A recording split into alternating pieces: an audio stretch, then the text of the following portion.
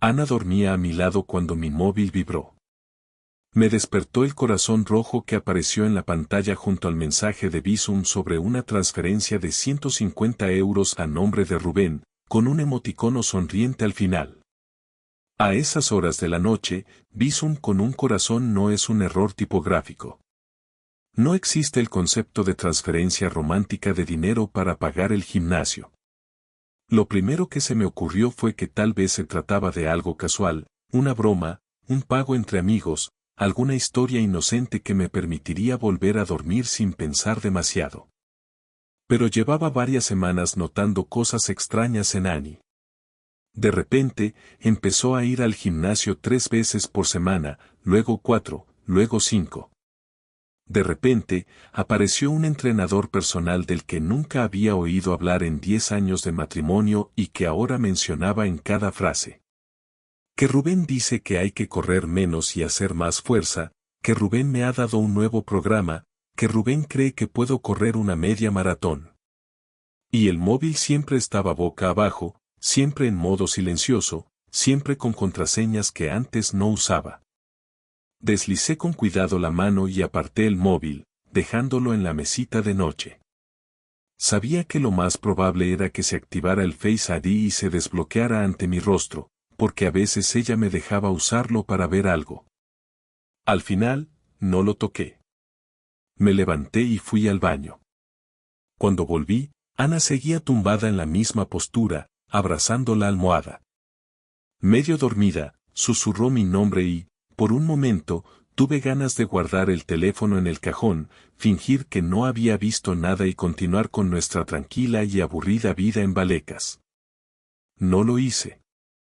Me metí en la cama con la cabeza dando vueltas. Pensé en cómo habíamos llegado ahí. Yo, Gabriel Pardo, informático quemado de una consultora, teletrabajando casi siempre, con una rutina que parecía un bucle. Ella, Ana Cruz, administrativa en una asesoría del barrio, que desde la pandemia se sentía vieja con 30 y tantos y de pronto había decidido que quería recuperar el cuerpo de los 20. Todo eso era normal. Lo que no era normal eran los cambios de humor, los días que volvía del gimnasio con una sonrisa tonta y se duchaba cantando, y otras noches que volvía tarde con la excusa de que se había quedado estirando. Se metía en la cama mirando al móvil y me daba la espalda. Nuestro sexo se había ido al garete sin que nadie lo dijera en voz alta, como si hubiéramos firmado un acuerdo silencioso. Y ahora un Bizum con corazón a un Rubén. Intenté dormir pero solo conseguí encadenar pensamientos. Recordé que teníamos una cuenta común, que el Bizum saldría de ahí, que podría verlo si entraba en la app del banco. No necesitaba su móvil. Necesitaba mi valor. Cuando empezó a amanecer me levanté antes que ella, algo que casi nunca pasaba, y fui a la cocina a prepararme un café que ni probé. Con el móvil en la mano abrí la aplicación del banco con el código que me sé de memoria y me fui directo a movimientos recientes. Había muchos pagos del súper, gasolina, Amazon, lo típico. Bajé un poco más, calcé el dedo en la pantalla, buscando el nombre de Rubén. Nada. Hasta que vi un número de teléfono sin nombre y justo al lado el concepto de Bizum que me dejó helado. 150 euros, corazón y carita sonriente, enviado la noche anterior a un número que no tenía guardado. Y más abajo otro Bizum del mismo número, de hacía 2 semanas, con un corazón y un gracias por lo de hoy. Los dedos se me quedaron fríos pegados al cristal. Copié ese número en una nota, con la respiración corta. Sabía que ese era el primer hilo y que si tiraba de él ya no habría marcha atrás. En ese momento escuché a Ana salir del dormitorio y venir hacia la cocina, bostezando. Bloqueé la pantalla tan rápido que casi tiré el móvil al suelo y me giré con la taza en la mano fingiendo calma. Ella entró con el pelo hecho un desastre y me dio un beso rápido en la mejilla. Me dijo que había dormido fatal, que esa semana estaba agotada del gimnasio, que le dolían hasta los glúteos. Yo le dije que si quería la llevaba al curro en coche. Me miró con cara rara, como si notara algo en mi tono, pero aceptó. Mientras se servía café, mi móvil vibró en mi mano.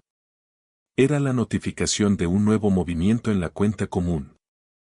Otro Bizum pendiente de revisar. En el coche, de camino a su trabajo, mi cabeza estaba en cualquier sitio menos en la carretera. Ana estaba hablando de un compañero nuevo en la asesoría, de que el jefe es un pesado, de que si el tráfico, de que si el precio de la gasolina. Yo respondía con monosílabos, notando cómo me sudaban las manos sobre el volante. Cuando la dejé en la puerta y vi cómo se alejaba ajustándose la mochila del gimnasio que siempre llevaba encima, sentí un pinchazo en el estómago. Rubén, pensé. Vendrá a buscarla hoy también por la tarde para entrenar, como dice ella, o para otra cosa. Aparqué cerca del piso y subí directo al salón. Me senté en el sofá, abrí la app del banco otra vez y volví a los movimientos. El aviso de notificación era un recibo de la luz, nada que ver, pero ya estaba dentro y no iba a desaprovechar la oportunidad. Revisé con calma los Bizums de los últimos meses. El mismo número de teléfono se repetía varias veces. 120 euros con un corazón y carita sacando la lengua. 50 euros con un mensaje cena. 80 euros con un gracias por cuidarme tan bien. Empecé a notar un latido en las sienes, como si se me fuera a romper algo por dentro. No ponía Rubén en ninguna parte, solo el número. Pero yo ya casi podía ver la sonrisa del entrenador, los abdominales marcados, el tatuaje en el antebrazo que le había visto en una foto de Instagram del gimnasio. Copié el número en WhatsApp y le di a buscar contacto. Saltó una cuenta sin nombre, solo el número y una foto de perfil donde se veía claramente su cara. Era el típico monitor de gimnasio de barrio pero con pose de influencer, camiseta ajustada, sonrisa de anuncio, fondo de máquinas y espejos. No tenía el número guardado, así que nunca había hablado con él desde mi móvil. Ana sí. Sentí un golpe de rabia tan fuerte que me levanté y empecé a caminar por el salón sin rumbo. Tenía un nudo en la garganta y un temblor raro en las manos. Me pregunté en qué momento había dejado de ver a mi mujer como alguien que jamás me haría daño para pasar a verla como alguien que podía mandarle corazones a un tío así mientras yo hacía horas extra frente al ordenador. Me planté frente al escritorio donde ella deja el portátil. Es el que usamos los dos para cosas de casa, facturas, reservas, correos de comunidad y cosas así. Lo abrí, lo encendí y esperé, sintiendo el zumbido del ventilador como un ruido molesto de fondo.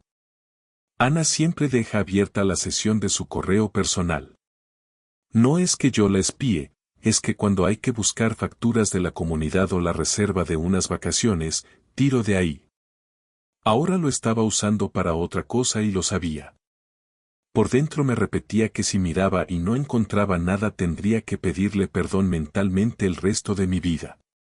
Y si encontraba algo no sabía si iba a ser capaz de manejarlo. En la barra de búsqueda del correo puse hotel, luego puse reserva, luego puse aeropuerto. El estómago se me encogió cuando apareció un correo de hacía 15 días con el asunto confirmación de reserva, remitido por una plataforma de hoteles muy conocida. Hice clic. Leí despacio. Hotel cercano al aeropuerto Adolfo Suárez Madrid-Barajas, una noche, habitación doble, cama grande, desayuno incluido. Entrada un sábado en el que yo había estado todo el día en casa programando porque teníamos entrega el lunes.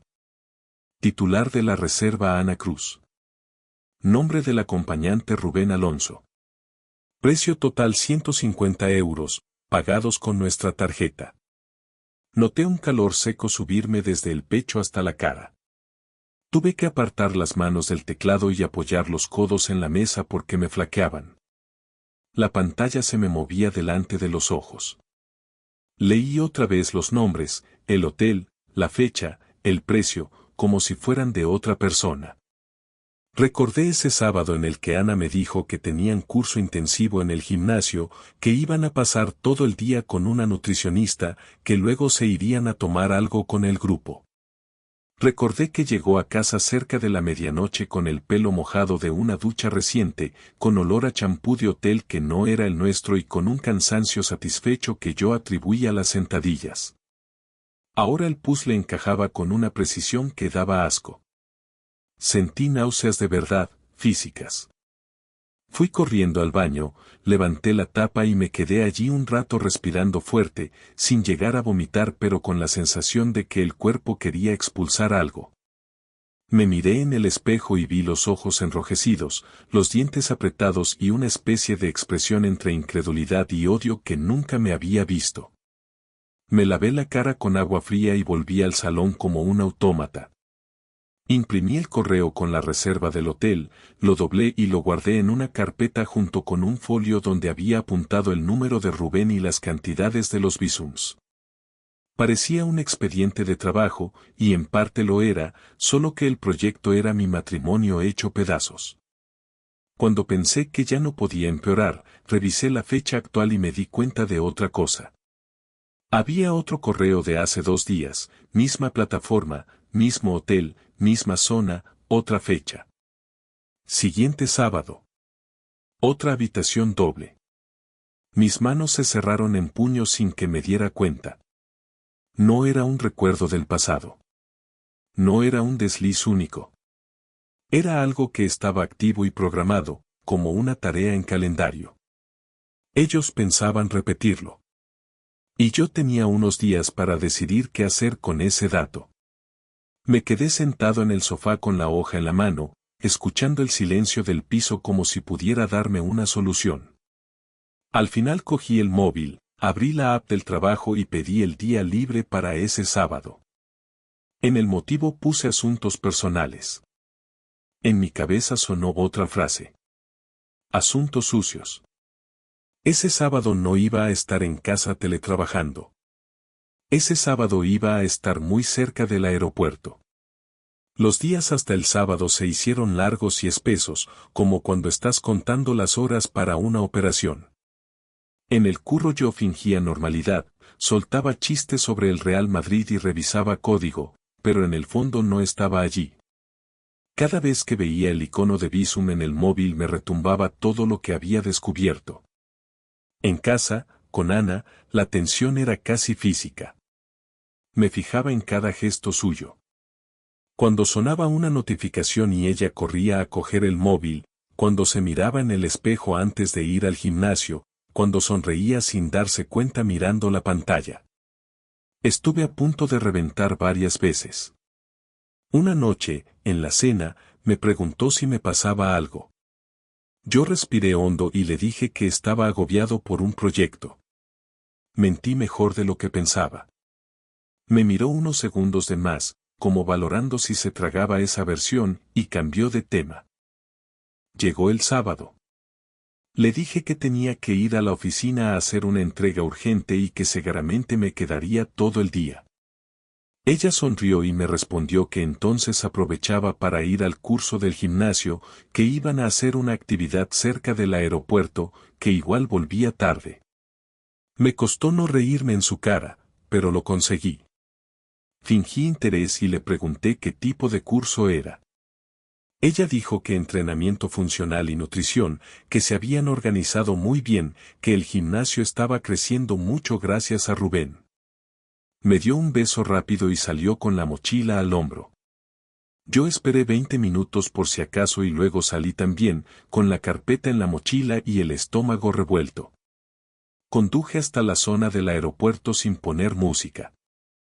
El hotel de la reserva estaba en un polígono de hoteles de esos que hay alrededor de Barajas para gente que viaja por trabajo.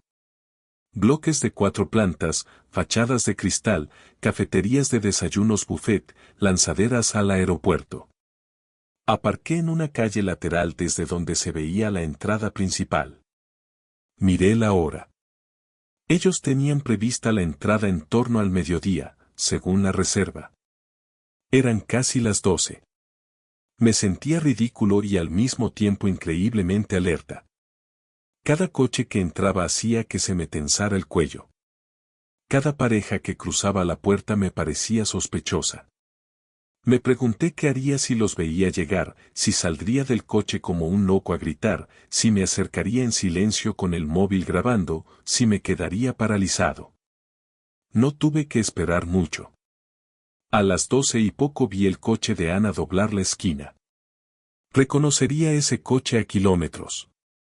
Iba ella al volante y en el asiento del copiloto, con gafas de sol y camiseta ajustada, iba Rubén, el de la foto de WhatsApp. Cerré los dedos tan fuerte alrededor del móvil que me dolieron. Los vi aparcar en la entrada, bajarse riendo con esa confianza que solo tienen los que creen que nadie les mira. Él le puso la mano en la espalda mientras caminaban hacia la puerta. No parecía el gesto de un entrenador con su clienta. Hice fotos. Varias. Luego los vi entrar en recepción. Me bajé del coche, respiré hondo y caminé hacia el hotel intentando que no me temblaran las piernas. Entré en el vestíbulo como si fuera un cliente más. El aire acondicionado estaba demasiado fuerte y noté como el sudor se me enfriaba en la nuca. Vi a Ana y a Rubén delante del mostrador, de espaldas a mí. Él hablaba con la recepcionista, ella miraba el móvil. Cuando la recepcionista les dio las llaves, él se volvió ligeramente y por un segundo vi su perfil y el de Ana a la vez. Se le escapó una sonrisa que yo ya no conocía. Cogieron la tarjeta y se dirigieron al ascensor, sin verme. Podría haber dicho su nombre allí mismo. Podría haber cruzado el vestíbulo y plantarme delante de ellos. No lo hice. En lugar de eso me acerqué al mostrador cuando se cerraron las puertas del ascensor. La recepcionista me sonrió de manera automática y me preguntó si tenía reserva. Yo apoyé los codos en el mostrador para que no se notara tanto el temblor de las manos y le pregunté si podía ayudarme con una consulta. Dije que era el marido de Ana Cruz, que sabía que había reservado una habitación y que estaba muy preocupado porque creía que había habido un error con la tarjeta. Ella dudó, miró la pantalla, me pidió el DNI para comprobar mi apellido. Se lo di. Después de unos segundos me dijo que efectivamente había una reserva a nombre de Ana Cruz y Rubén Alonso, que ya habían hecho el check-in, que el cargo se había hecho correctamente. Me tragué la rabia cuando oí los dos nombres juntos. Le pedí que por favor no les dijera que yo había pasado por allí, que solo necesitaba saber si se había cobrado. Me miró con esa mezcla de curiosidad y prudencia que te ponen en estos trabajos y asintió. Salí del hotel con las fotos en el móvil, la confirmación verbal de la recepcionista resonando en la cabeza y una sensación de que el suelo se me abría bajo los pies. Me metí en el coche y me quedé un buen rato sin arrancar, con la frente apoyada en el volante. Se había acabado el espacio para las dudas. No era un flirteo de gimnasio, no era una tontería de mensajes. Eran hoteles, eran horas, era un plan. Mis manos al final dejaron de temblar y se quedaron frías. Encendí el coche, volví a casa y empecé a pensar en cómo iba a plantear la batalla. Esa noche Ana llegó sobre las 10, con el pelo recogido en una coleta y una bolsa del súper con sushi y cerveza. Dijo que estaba muerta, que el curso había sido durísimo, que habían acabado todos reventados, que había sido una pasada. Yo ya me había duchado, me había puesto ropa cómoda y había colocado sobre la mesa del salón la carpeta con las impresiones del hotel y una hoja con los visums más cantosos. Ella dejó la bolsa en la cocina, vino al salón y se quedó mirando la carpeta con una expresión que empezó como curiosidad y se fue cambiando a preocupación. Me preguntó qué era eso. Le dije que se sentara, que teníamos que hablar. Noté cómo se le tensaba la mandíbula incluso antes de sentarse. Me miró a los ojos y dijo que la estaba asustando. Yo respondí que lo que me asustaba a mí era ver a mi mujer entrar en un hotel del aeropuerto cogida del brazo de su entrenador personal. Ana se quedó rígida, sentada al borde del sofá, como si le hubieran quitado el aire. Yo abrí la carpeta despacio y puse delante de ella la impresión de la reserva del hotel con su nombre y el de Rubén. No dijo nada durante unos segundos. Luego empezó la primera excusa.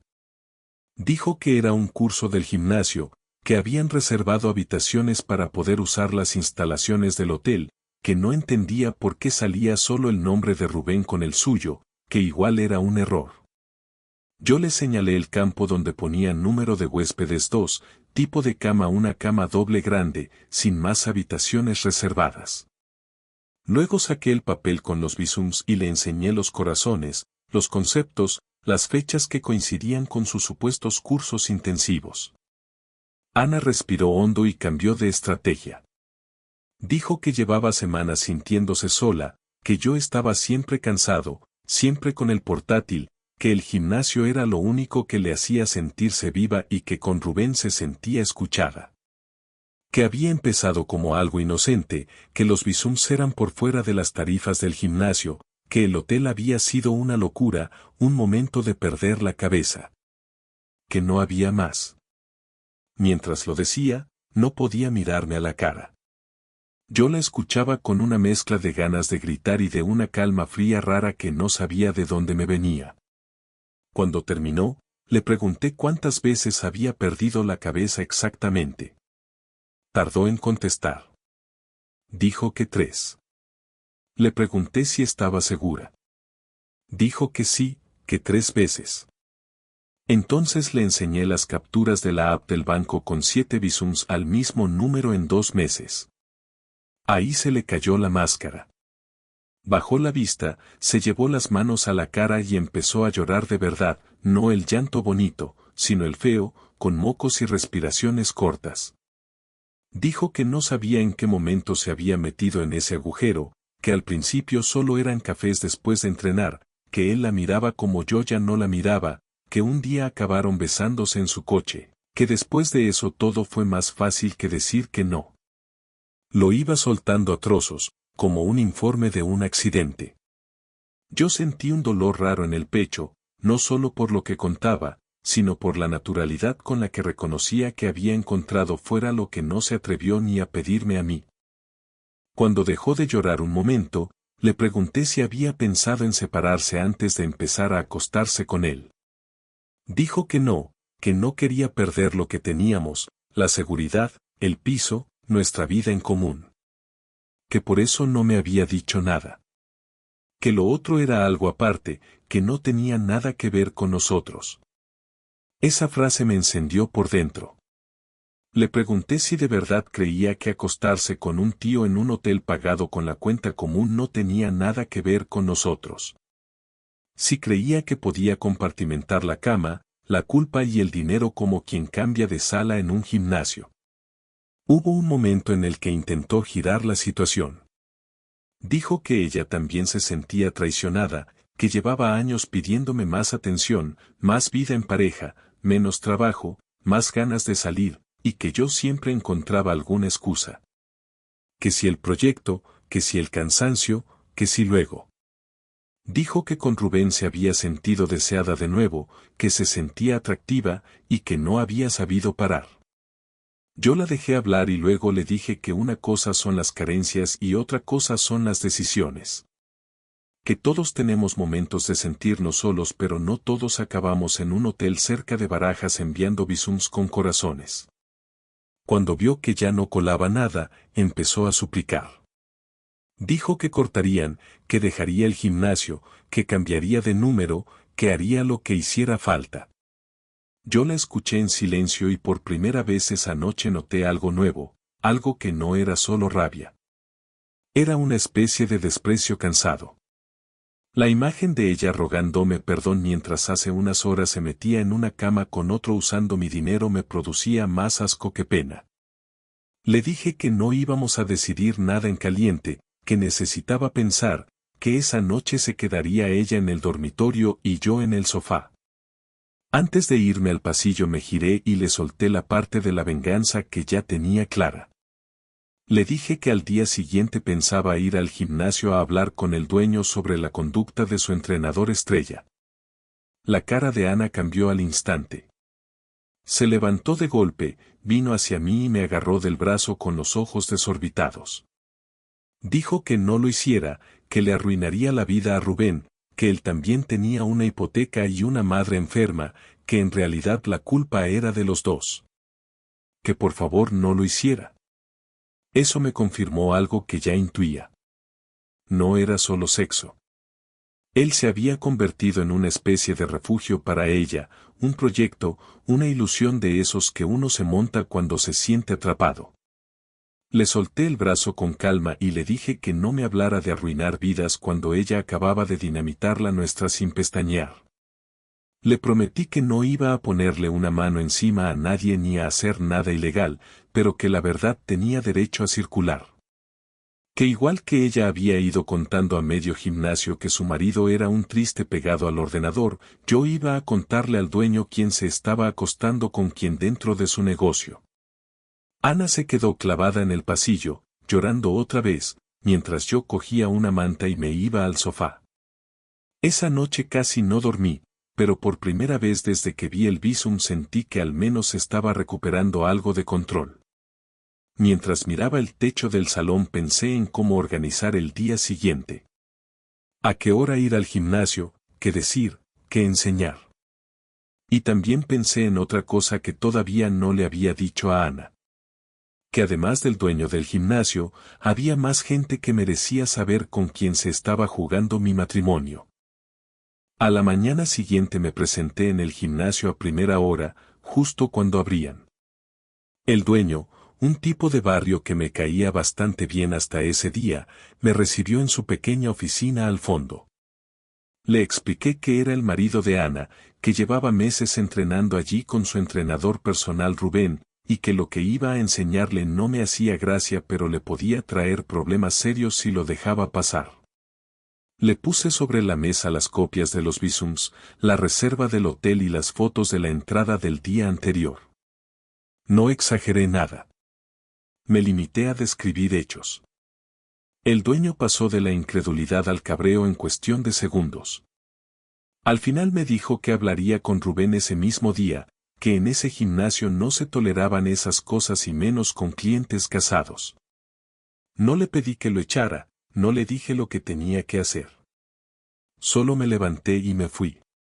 Ya había sembrado suficiente. Cuando llegué a casa, Ana estaba en la cocina con los ojos hinchados de no haber dormido. Me miró como si esperara una sentencia. No dije nada de lo del gimnasio. Me preparé un café, me senté frente a ella y le solté que esa semana iba a empezar a mover papeleo para una separación. Que no sabía si acabaría en divorcio o en qué, pero que no pensaba seguir viviendo como si no hubiera pasado nada. Le dije que íbamos a separar cuentas, que el piso tendríamos que hablarlo, que no iba a echarla a la calle pero que tampoco pensara que podía seguir usando mi sueldo para pagar hoteles. Mientras hablaba, notaba mi voz diferente, más firme de lo habitual. Por dentro seguía roto, pero por fuera empezaba a poner orden. Ana intentó negociar. Dijo que merecíamos una oportunidad, que podíamos ir a terapia de pareja, que conocía a una psicóloga en Moratalaz que le habían recomendado. Dijo que estaba dispuesta a cortar con Rubén en ese mismo momento, que podía llamarle delante de mí y bloquearlo en todas partes. Cogió el móvil, buscó su contacto y me enseñó cómo le escribía un mensaje diciendo que no quería volver a verlo, que todo había sido un error. Luego lo bloqueó. Yo la miré sin pestañear. Le dije que eso estaba bien si era verdad, pero que llegaba tarde. Que una cosa era que estuviera arrepentida y otra que yo pudiera volver a dormir tranquilo con ella al lado. Al mediodía sonó su móvil en la mesa. Era un número que no tenía guardado. Ana cogió el teléfono con un pequeño temblor en la mano y contestó. Escuché solo su lado de la conversación, pero fue suficiente. Dijo que no podía hablar, que no insistiera, que todo estaba muy mal, que no sabía si le iban a echar del gimnasio. Colgó con los ojos llenos de lágrimas nuevas. Me dijo que era Rubén desde otro número, que le habían suspendido de empleo de momento hasta que el dueño aclarara las cosas. Me miró como si yo fuera el que hubiera apretado el gatillo. Yo me limité a decirle que cada uno tiene que asumir las consecuencias de lo que hace.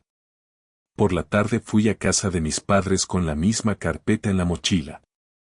No me apetecía nada, pero sabía que si no se los contaba yo lo acabarían sabiendo por otro lado. Mi madre lloró en cuanto empecé a hablar. Mi padre apretó los labios y me dijo que hiciera lo que tuviera que hacer, que ellos estarían detrás. Les pedí que no llamaran a Ana por ahora, que necesitaba aire. Esa noche dormí otra vez en el sofá, con la espalda hecha polvo y la cabeza aún peor.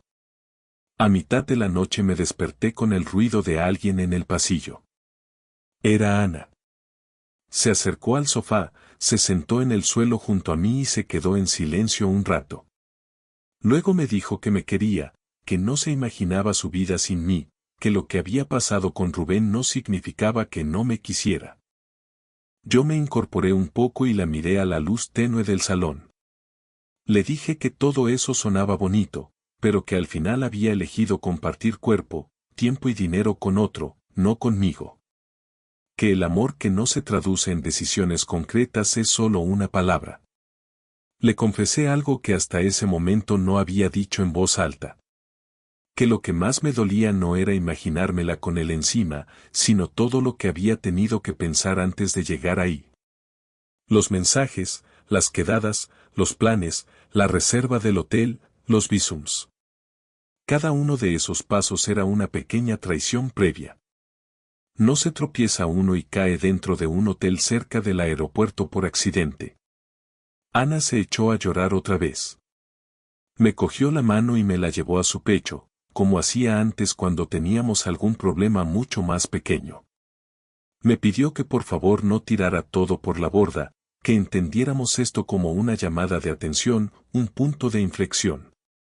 Yo notaba su corazón desbocado bajo mi palma y al mismo tiempo sentía el mío como una piedra. Le dije que en ese momento no podía darle la respuesta que ella quería. Que lo único que podía prometerle era que iba a ser honesto conmigo mismo, aunque eso significara separarnos. A los 2 días pedimos cita con un abogado de familia en el centro. Decidimos ir juntos. La noche anterior, Ana me preguntó si de verdad estaba seguro. Yo le dije que seguro no estaba de nada, que llevaba 10 años pensando que estaba casado con alguien que jamás me haría esto y mira. Pero que prefería mover papeles y luego decidir que quedarme paralizado. El día de la cita nos sentamos uno al lado del otro en la sala de espera, sin tocarnos. Ana jugaba con las llaves en la mano, yo con el borde del sobre donde llevaba los documentos.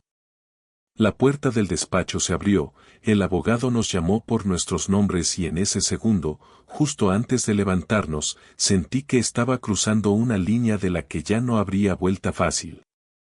La reunión con el abogado fue menos dramática de lo que yo había imaginado y más fría de lo que Ana esperaba. Él nos explicó las opciones, la separación de bienes que teníamos firmada desde el principio, las posibilidades de acuerdo amistoso. Tomaba notas mientras hablábamos, como si aquello fuera cualquier otro expediente, y en realidad lo era. Para él era un caso más, para nosotros era el final de un capítulo entero. Quedamos en enviarle por correo algunos datos que faltaban y salimos del edificio en silencio. En la calle, Ana se apoyó en la pared un momento y me dijo que le costaba respirar. Le ofrecí agua de mi botella sin pensar. La aceptó. Parecíamos 2 desconocidos que se cruzan un gesto de educación compartiendo un banco. Durante las semanas siguientes, la casa dejó de ser hogar y se convirtió en territorio compartido con normas nuevas. Yo volví a dormir en el dormitorio algunos días por cuestiones prácticas, pero poniendo una almohada en medio, como una frontera incómoda. Hubo noches en que casi nos tocábamos sin querer y los dos dábamos un pequeño salto hacia nuestro lado. Empezamos a organizarnos como compañeros de piso. ¿Quién cocina? ¿Quién limpia? ¿Quién baja la basura? Yo me volqué en el trabajo y en quedar con amigos a los que llevaba tiempo poniendo excusas. Me apunté por fin a terapia individual, algo que siempre había pospuesto. Contarle a una desconocida todo lo que había pasado y escuchar mi propia voz decir mis miedos en voz alta me ayudó a ordenar el caos. Ana dejó el gimnasio, como había prometido. Empezó a correr sola por el parque lineal, cambió de horario en la asesoría, dejó de usar cierta ropa que antes se ponía solo para entrenar. No volví a escuchar el nombre de Rubén en casa. Un día, mientras fregaba los platos, me soltó que el dueño del gimnasio al final había echado a Rubén, que se había ido a trabajar a otro barrio, que sabía por compañeras que estaba fatal, que se sentía culpable. Yo no comenté nada. No me alegraba, pero tampoco lo lamentaba. No era mi guerra ya. Hubo una última conversación importante una noche de viernes. Estábamos cenando en el salón, cada uno con su plato en la mano, mirando un programa cualquiera que ni recuerdo. En un corte de publicidad Ana apagó la tele y se giró hacia mí. Me dijo que había estado pensando mucho, que había asumido que yo no podía perdonarla así como así, que entendía que quizá no la perdonaría nunca. Me dijo que, aún así, quería decirme algo claro. Que lo que había hecho con Rubén no había sido por sexo fácil ni por capricho, que habría sido mucho más sencillo buscarse una aventura rápida con un desconocido. Que en su cabeza, en su momento, fue una forma torpe de escapar de un vacío que llevaba años sintiendo y que nunca se atrevió a poner encima de la mesa conmigo. Yo la escuché entero, sin interrumpirla. Cuando terminó, le dije que agradecía la sinceridad, aunque llegara tarde. Le dije que yo también tenía responsabilidad en cómo se había ido enfriando la relación, que no era un santo ni un marido perfecto, que muchas veces había priorizado la pantalla al sofá compartido. Pero que esa responsabilidad no borraba ni justificaba la decisión concreta de cruzar la línea. Que una cosa era no hablar de las cosas y otra inventarse una segunda vida de hoteles y visums. Le dije que no sentía odio hacia ella en ese momento, que lo que sentía era algo más cercano a la tristeza y al cansancio.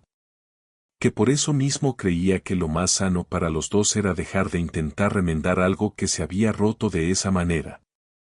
Acordamos que me iría yo del piso, porque a nivel práctico tenía más sentido.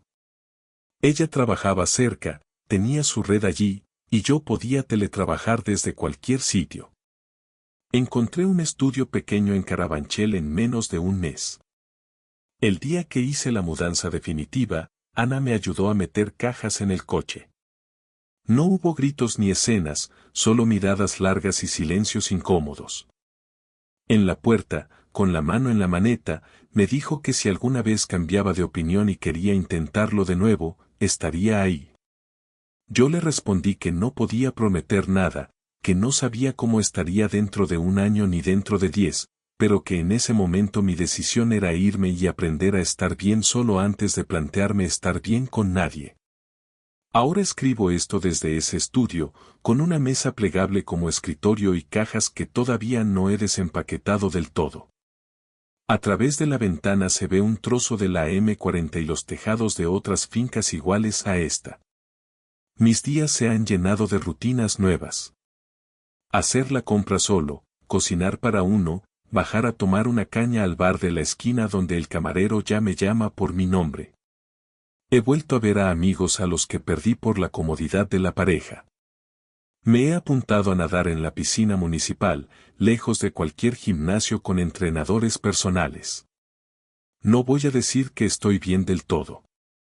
Hay noches en las que me despierto pensando que oigo las llaves de Ana en la puerta, o en las que echo de menos su forma de reírse cuando veía una tontería en la tele. Hay días en los que todavía me sube un golpe de rabia al recordar la escena del hotel.